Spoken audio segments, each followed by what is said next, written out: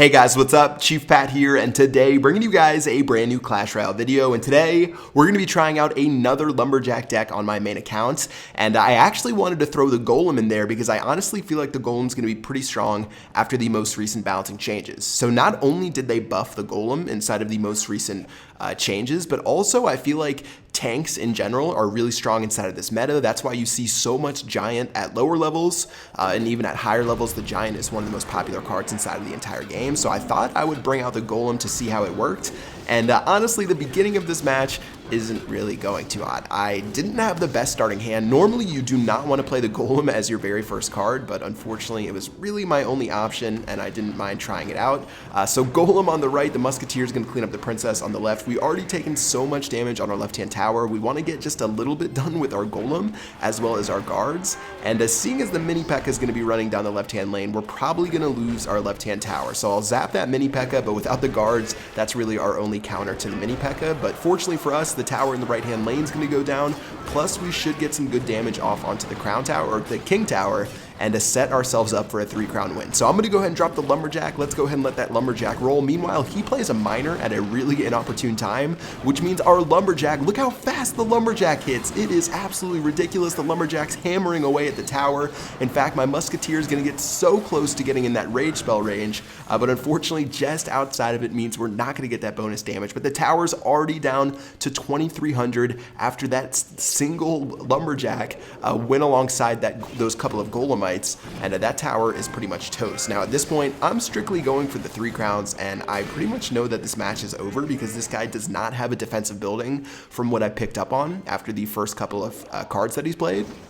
So in that case, I'm just going to keep saving up to go on a big push down the right-hand lane. I've got the Elixir Collector down. Of course, he does have the Miner, so I've got to watch out for that. But I'm going to take this Baby Dragon damage, as well as I played a Predictive Cannon to try to stop that Miner if it went for my Collector. Instead, it goes for the King Tower. Really, 3 Elixir for 3 Elixir. Not too bad of a trade right there. I'll definitely take that. And since he has that Musketeer right there, let's go ahead and chop that down with the Lumberjack. And now we've got 2 pushes going on in both lanes, and it looks like we should be able to keep pushing down the right and try to go for that 3-crown win. So Mini P.E.K.K.A is going to kill the Lumberjack. He had to play 4 Elixir to defend that side. Really not too big of a deal for me. I'll play the guards on the left to stop this Mini P.E.K.K.A, and at this point, the only other card I can really play is the Zap or the Golem if I saved up enough, but I ended up playing the Zap, which means I unlock the Lumberjack. We can play that now, and with the Poison Spell raining down on my opponent, that pretty much means GG well played as the Golemites and the Musketeer lock onto the tower. So that's going to do it. 3 crowns to 1 for this battle. It was never really in question, just a matter of when we were going to get that done. So pretty fun stuff, and you can see right there how powerful both the Lumberjack was by just slapping that tower over and over and over and over again, and then also the Golem getting that big push down the right-hand lane and cleaning up that tower with the guards. Alright, so next match, don't want to play the Lumberjack for the very first card just because the movement speed is way too fast. So I still have to get used to the Lumberjack because it's really awkward to play in certain situations, but I'm going to go ahead and let it hang out. Inside of my hand, I'll let my guards go down the lane. Cannon to stop the Hog Rider, and it looks like I'm going to be playing another Lumberjack, and as my Musketeer goes down, he's going to play a Balloon as well. So he's got the Lumberjack Balloon combo. Maybe this guy's been watching my videos, even though obviously he speaks a different language. But still, that's not going to stop the cause. Instead of dropping my Lumberjack, I'm just going to go ahead and drop my Elixir Collector right there, and then we can go ahead and save up for a nice push with our Golem and to really put this game inside of our favor. Now, meanwhile, he's going to go for a Mini P.E.K.K.A guards push. Really not too big of a deal. We can go ahead and let our guards do work. They're going to clean up absolutely everything in the right-hand lane. So at this point, we are up a ton of Elixir. I do have to drop my Lumberjack to counter the Princess instead of using it in my push. That's coming up in just a couple of seconds, but still really not too bad. And yeah, we've got a massive, massive lead. Look how full our Elixir Collector is. Still has about 50% HP, plus we've got a Golem down. So this guy is definitely going to be losing a tower unless something goes terribly wrong down the right-hand lane. Now another Balloon on the left-hand side means a Musketeer is going to go down. I don't mind taking a single shot if I have to, but it looks like we're actually going to be able to hold on and not take any damage. And since I don't have any support cards for my Golem, I really can only just drop my Poison Spell or play an Elixir Collector. Now the Poison, obviously, obviously is going to be a better play since I already invested so much elixir into that golem. And now with my guards charging down the lane, they're going to start doing work against the lumberjack. My own lumberjack is inside of my hand if I want to play it, but instead, I'm just going to let everything do work. I'm going to swap to that elixir collector that I talked about earlier, and as you can see, the tower is getting melted inside of that rage spell. And yeah, actually no, that was our opponent's rage spell, but still, tower went down quick. I tried to think if my cannon would actually take out that princess, but it didn't really work out too well. Cannon's going to be about half second too late on that hog rider, so he will get a decent amount of damage done on the right hand lane. But at this point, again, I am going for that third crown and trying to wrap it up down the right hand lane to clean up that victory. All right, so Golem's making its way through, still have plenty of HP on that elixir pump, and not worried about the guards on the left-hand lane as we start charging down on our own. We've got the Golem, we've got the guards, the lumberjack, we've got a second Golem down the right-hand lane, we've got the double Golem action just tearing apart this tower, the mini P.E.K.K.A, the princess. They can do absolutely nothing, and with that poison spell melting away, it's one of the best cards you can pair with your Golem, and because of that, look how many cards we have in our lane. We've got the lumberjack, we actually have a lumberjack plus a rage spell from a dead lumberjack, plus golem, plus 2 golemites, plus a musketeer, guys. I can't even name all the cards we had on the field, and that's how quick the battle just went down right there. 3 crowns to 1. We gave him a free crown right there on the right-hand side, but still a very convincing win. And again, the lumberjack really strong right now. Plus the golem, I feel like there's a bunch of golem decks that could find their way back in the meta. But let's go ahead and hop into another battle and keep trying this strategy out. So for some reason, the recording exploded in the very beginning, but this guy's actually playing a Sparky deck.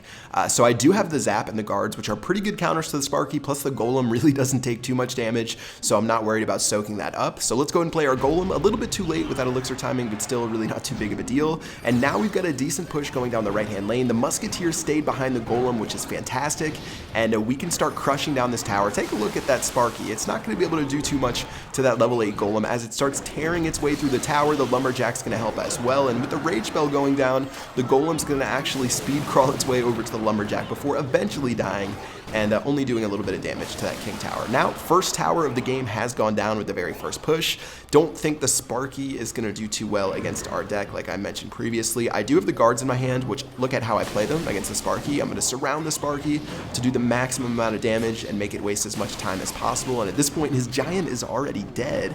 And all I have to do is zap down that Sparky as soon as it gets close. That's going to go ahead and go down, and one shot from the Musketeer is going to clean it up and give us a pretty clean little death of that Sparky. So, minute and 20 left. We've got 2 pumps down. This guy is looking at absolute domination. We've already got pretty much all the cards we want to have in our hand available right now. We just got the Golem and the Lumberjack, which is going to be a pretty amazing push. Let's go ahead and go down the left-hand lane to spice things up a bit. I guess I could have gone down the right and gone for another 3 crown, but no reason I can't 3 crown going from the left as well. Seeing as he just played a Sparky on the right, that's a pretty big investment for something that's not going to help on my push, as well as he plays a giant, and instead of going too crazy, I'm going to play just a little bit of defense before making my way down the right-hand or left-hand lane and destroying that tower. Now, some terrible plays by me. I actually mistimed my zap, and I missed all the goblins. The mini P.E.K.K.A is going to do work as well. We're actually going to end up having our tower go extremely low, but still staying alive. And meanwhile, down the left-hand lane, the Lumberjack and the Golem are going to face tank that tower. Another Golem is going down in the right-hand lane. His giant obviously isn't the best defense, so that's really not going to do too much. And with only 1,500 HP left on his tower, plus a poison spell raining down on all of those tiny troops, that's going to mean GG, well played. And yet another 3 crown W. I'm really liking this deck, guys. It's a lot of fun to play. You've got a solid amount of defenses with your Lumberjack Cannon, Zap, and a couple of other cards. And then, of course, on offense, having your Golem, the big bruisey pusher, does great work as well. So let's go ahead and hop into one more battle against a level 13 and to see if we can go ahead and knock him out. Now, this one might be a little bit harder to 3 crown, but we can definitely go ahead and try. He does have a level 4 Lumberjack, so that could serve to be a little bit of a problem. Plus, an initial elixir pump does leave me pretty vulnerable. He's got a sketchy push with the miner. He's got the Lumberjack, the mini P.E.K.K.A. My zap actually missed the mini P.E.K.K.A, so we will take, looks like, an additional hit on our tower. Feels bad, man. So not the best start to the game, having our elixir pump really go to nothing, and I'm even going to drop a poison spell, which honestly was just a little bit desperate and trying to get as much damage as possible against the tower. So really not how we wanted to start this game. That's sort of what happens when you make a greedy elixir pump push. Or I guess elixir pumps don't move, so playing a greedy elixir pump, but still, that's not going to deter me. Now that I know he has his miner, guys, if you're playing an elixir collector against a miner, make sure you play it in the center on your second placement or on the other tower, but normally I like playing it in the center after I figure out they have a miner, just so you get both crown towers helping out against it. And from here on out, we can play our Golem and see what he has to play against it. Now, he does have the Lumberjack and the Mini P.E.K.K.A., which he's already shown us, which are both pretty good cards against the Golem, but so long as we have a decent amount of support, and seeing as he's going down the other lane, that gives me a little bit of hope that we can reach his tower and end up knocking him out. So there goes the zap. That's going to touch on absolutely everything. The Lumberjack should die in a moment, but not before those goblins start chunking it down. The guards are going to do their best, but with the Rage Spell doing work, our tower's going to take a pretty decent amount of damage. And let's go ahead and follow up on our left-hand push with our Lumberjack. Now, I'm guessing he's going to play the Mini P.E.K.K.A., which there it is right there, but of course it will lock onto my Golem instead of my Lumberjack, and because of that, we've got a Lumberjack plus a Poison plus 2 Golemites. Look at how it chunks down the tower all the way down, and it's going to kill the miner as well. The Lumberjack is so strong, even at level 3, which is sort of under-leveled for facing off against a fully maxed out player. That's going to go ahead and take that first tower of the game. He's obviously a little bit of surprise with that Golem power. And we are definitely in the driver's seat going into the rest of the battle. We have an additional pump down. We've already got our defenses set up. A perfect zap spell. That's going to be a free win right there. And even with our Golem dropping, the Mini P.E.K.K.A. is not going to be able to kill our Musketeer, so he's going to play a zap spell, but he's going to play his own Lumberjack, which is going to start crushing down my Golem. It's actually going to do a decent amount of work before switching to mine right here. And for some reason, we're actually going to win that one-on-one between the Lumberjacks, even though we were under-leveled. I think it's because of the fact that our Lumberjack started hitting first.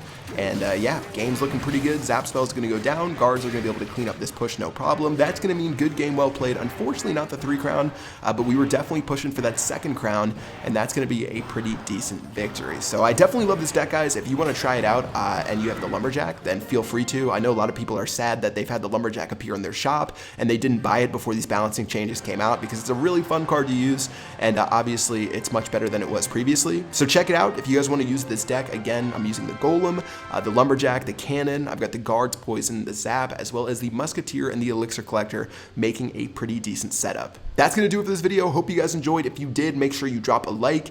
Until next time, I'll see you guys later. Peace out.